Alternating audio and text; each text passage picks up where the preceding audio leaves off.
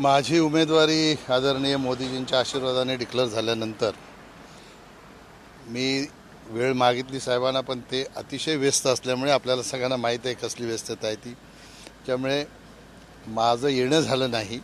म्हणून आज सदिच्छा भेट म्हणून साहेबांना आज मी भेटलो.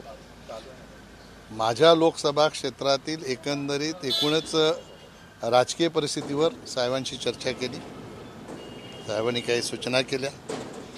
निश्चितपणाने भिवंडी लोकसभेमध्ये तिसऱ्यांदा भाजपाचा विजय होण्याच्या दृष्टिकोनातनं सगळे सहकारी प्रयत्न करतील आणि भारतीय जनता पार्टी, महायुतीचे सगळे घटक दल यांचे सगळे सहकारी आम्हाला लागून पुन्हा एकदा तिसऱ्यांदा भारतीय जनता पार्टीचा उमेदवार म्हणून महायुतीच्या माध्यमातून विजयी होईल अशा प्रकारचा विश्वास मला या निमित्ताने वाटतो.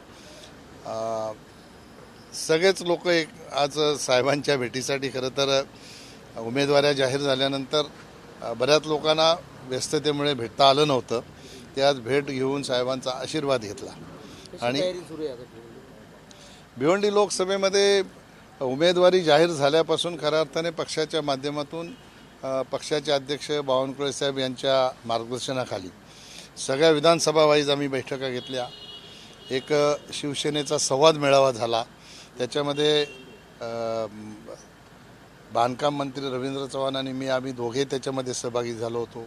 श्रीकांत शिंदे साहेबांनी त्याचं आयोजन केलं होतं आणि संकल्प केला शिवसेनेच्या सहकार्यांनी की पुन्हा एकदा भिवंडी लोकसभेवर महायुतीचा विजय करण्याच्यासाठी आपण सगळे कटिबद्ध होऊया, अशा प्रकारचा संकल्प त्या निमित्ताने झाला. बदलापूरलाही अशाच प्रकारची संवादाची बैठक वामन म्हात्रे तिथले माजी नगराध्यक्ष यांनी घेतली होती.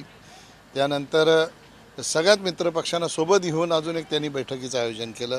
त्यामुळे अतिशय चांगल्या पद्धतीची तयारी सगळ्यांना सोबत घेऊन भिवंडी लोकसभेमध्ये सुरू आहे. उमेदवार समोर कोण असेल काय आता उमेदवार ठरवणं हे ज्या पक्षाला उमेदवारी जाईल त्या पक्षाचं काम आहे. तिथून उमेदवार कोण येईल आपण कसं सांगू शकतो?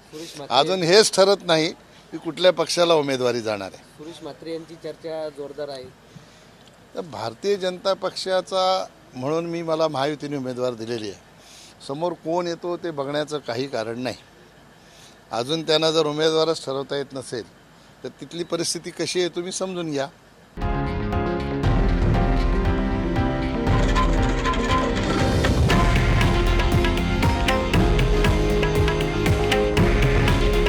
हे आहे देशातील नंबर 1 न्यूज नेटवर्क आणि आपण पाहत आहात TV9 मराठी. काळजी तुमची, हित महाराष्ट्राचं.